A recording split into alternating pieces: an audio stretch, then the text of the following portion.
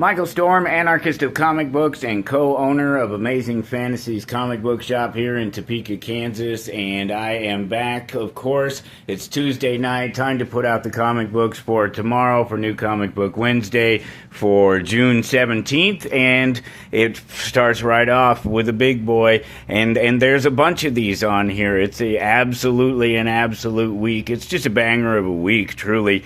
Around here for comic books. It was last week, it is this week. Absolute Batman, a bunch of great covers. The bad guys are all sort of vying for control and ganging up together, and Bruce and Joker no longer have a secret. That's Batman. Absolute Flash continues. Absolute Green Arrow, which is really cool here. So number 2, obviously, we're just getting into it, and so we're just starting to know the story and find out what's going on. But one thing that definitely happened right away with the last month with the number 1 and the release of the number 1 was that one cover in particular sold out right away. So they have second prints. Here's a second print of number 1. Here's the second print of number 1 as well. And then here is the second print that matters, because this was the big cover that sold out. And if you had asked me, I would have told you that this would be the cover, because it's the cover that I chose. It was the Tula Latoy cover. So they redid that, but only in a foil. And then it has the regular, this second print cover underneath it, so that's pretty neat. And then I still have some first prints of it as well. Deathstroke continues, Lobo continues, and they're getting, of course, some Supergirl covers, because, well, Lobo's in Supergirl, so of course he should be getting one. It's just this whole section of DC has grown so much, because for so long it was focused on the absolute stuff, and it still is. It's still top, but there's so much other good stuff going. This Barbara Gordon breakout, that's fantastic. Catwoman continues to just run and run. There's the new Batman with Matt Fraction and Jorge Jimenez. You have your Detective Comics is still going strong. Harley, Poison Ivy, Wonder Woman. Everybody big is here. Supergirl was supposed to be a 6-parter up to number 15 next month. New Nightwing, new Titans. We have this Supergirl Survive story. It's an Elseworld story. We have Superman Father of Tomorrow. It's an Elseworld story. They're just knocking them out of the park, and they're not chasing Marvel anymore. It's a fantastic thing. New World's Finest. And this is the end of the reign of the Superboys. That's coming to an end right there in Superman Unlimited. Another just a huge title, just a great book that's people, there's some people on it, they've caught on, but other people are still waiting to catch up. Amazing Spider-Man. It's funny that it brings me to a point that, because I do these things, I do all the stuff that I do, even when I do my hour-long shows. They're unedited, they're unscripted. I don't do any. It's just I have a time limit. I set the time limit and I start talking, and I have maybe some notes and just a general sense of what I want to talk about. It's easy with comic books. They are the note. As I walk up to each one of them, it's the note, and that's why this reminded me, because I remember saying last week when they had the facsimile out, I was talking about Amazing Spider-Man, and I was talking about the fact that it's 2 times a month right now. And I said 3 times a month because I was looking at the facsimile, and it just reminds me of how I'll say things. Oh, well, that was the other thing. I think I said something about how Ignition Press is just amazing. They're just hitting it out of the park again with these titles that they've come out with here, and I likened it to another publisher that's gone already, but I think I said Mad Cave, and that's not what I meant to say. I didn't mean to say Mad Cave, because Mad Cave is going strong. It's funny what the mind will do, and how you'll twist up some words and get some things confused as you're talking about them. And there's no, I'm not going back and fixing this. It's bad enough that things are 20 minutes. I'm not going to spend another 20 minutes trying to go in and fix up every little dumb thing that I do or say. If I tried to do that, I'd never put anything out, because I have thousands of, it's got to be by this point, from between my college career and everything that I do every every week. Thousands of hours of audio and video all out there across the internet, and I've said everything stupid you can possibly say. DoomQuest is of course, the big storyline. It's all part of the whole Doom thing. Everything is Doom, Doom, Doom. Even we have all of these extra Doom titles that we keep tossing out here as we find one, and they keep selling. 616 days. This is a great little Marvel mystery bag. It has DoomQuest in it, and it has all these wonderful things in it. In fact, I'll do an opening of one of these here. Maybe the link will be in there. If not, it'll follow up here in the next day or so. There's all of these things possible in here, but there's definitely these cool little masks in there. And the one that they sent the store, the thank you variant, is a foil mask. This is just a standard mask in here. It'll have a DoomQuest #1 with some other variant in there, or it'll have one of these ultra rare artist sketch covers. The ones that I've seen so far of the covers that are available are just regular covers. There wasn't anything explosive. But then there's also one of these in there, and these are all facsimile editions, and some of them are new covers for facsimile editions. There's a little bit of a hint at it right here, in fact, in the #1s that were already released, because where is it? Where did I see it? This is there, right there. That's that's a homage to the cover of one of these ones. I think it's the Iron Man book. I'm not sure which one it is off the top of my head. But wonderful, fun things in there to play around with, to try and get a little lucky and maybe score yourself some, I don't know if it's one of a kind, but it's certainly up there, down there. Silver Surfer #4. This is the facsimile. We finally get there, and there's this fantastic story, and of course there are all these stories. Mephisto, there he goes up here. They're all wonderful stories. Silver Surfer, Thor, yeah, great, but cover. Just one of the classic covers, one of the great all-time covers. In fact, I have an original one up here, right there. It's actually a consignment piece, or a bailment piece, if you know the difference. And you would if you watch my video about the Lego scandal I put out. I talked all about that. It's just what fun that was, and what fun this is. One of the great all-time classic covers. I have a few of these. It's foil. It's a huge, thick book.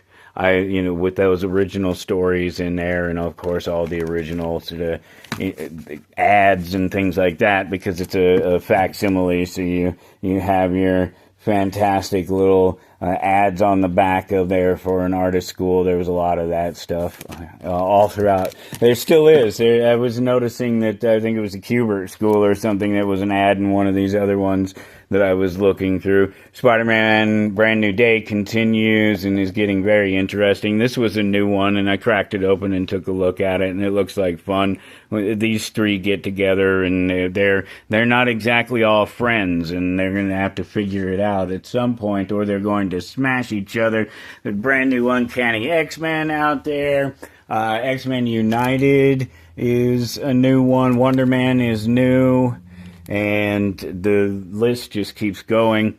But let's get to the independents and talk about this. So this Adam Hughes cover, this shiny Adam Hughes cover, this Virgin Adam Hughes cover, this very risque art germ cover, this different version of the art germ cover, this awesome sketch version of the art germ cover, this particular cover that if you get too close it'll poke you in the eye. But wait, we're not done yet. Here's another view of it, and it's still poking in the eye, and you get a card with it sealed in the bag there. And there's a couple others, and then there's the little nudie cover, and then there's another nudie cover. And so Gun Honey is back again. Really, for all the sexiness and great covers and everything, this is one of the great success stories over the last 5 years or so. They're just amazing stories and fun.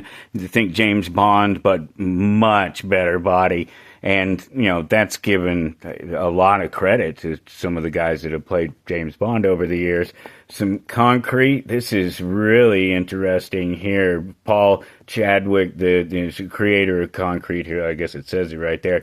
This is a story that he thought of way back in 1996. In fact, I was sort of looking up here. There's Hellboy in Love, #1.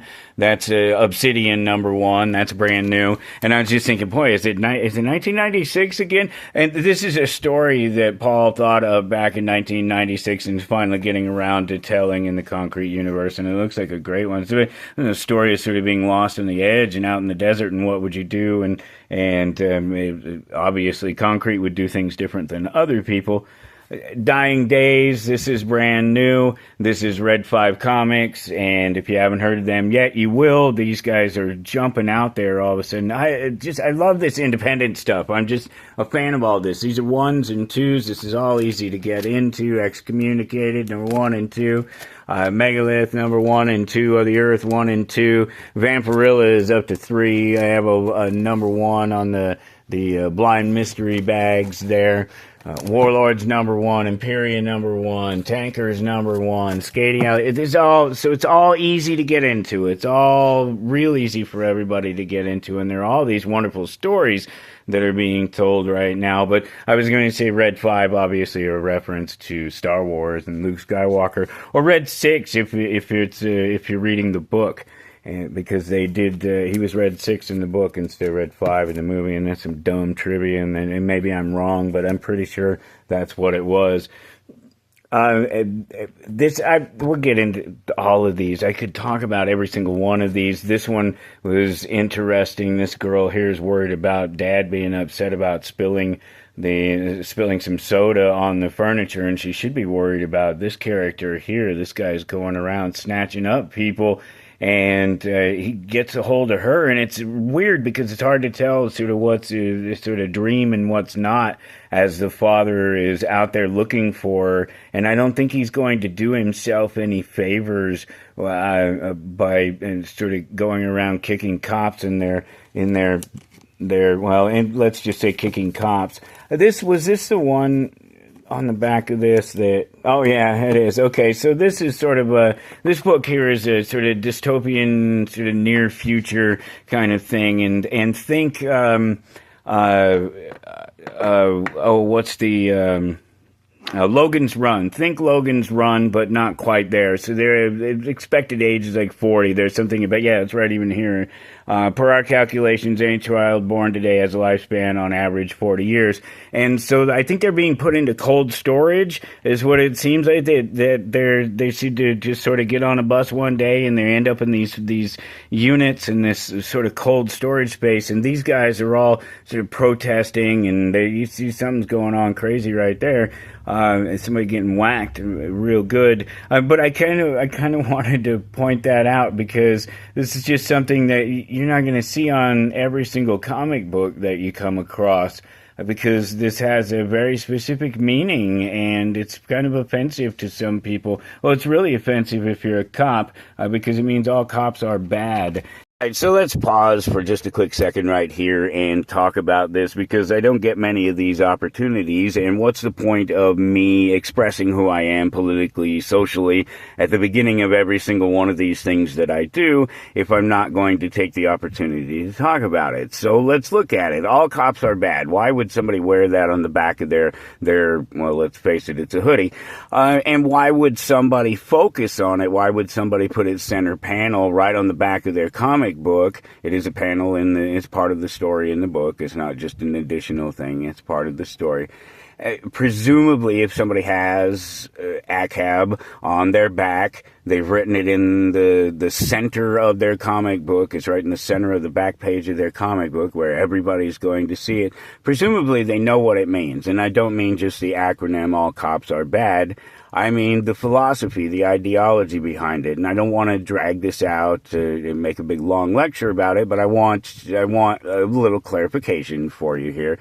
And so I'll just explain to you what somebody who writes that in their comic book, or somebody who wears that on the back of their hoodie, should understand. There may be cops who do good things. And there may even be good people who are cops, but there are no good cops because all cops enforce political and social opinions at the barrel of a gun. And they do it to collect a paycheck. They call them laws, they call them codes, they call them all these different things, but in the end, many of them are victimless crimes. There's no victims, so there's no crime, and they do it just to generate revenue for the state so that they can get paid. And so all cops are bad. There are no good cops in that sense. And like I said, I don't want to drag it out or anything. If you want to know more about that, you can always follow along with me and listen to the show that I do every week. But back to the important stuff.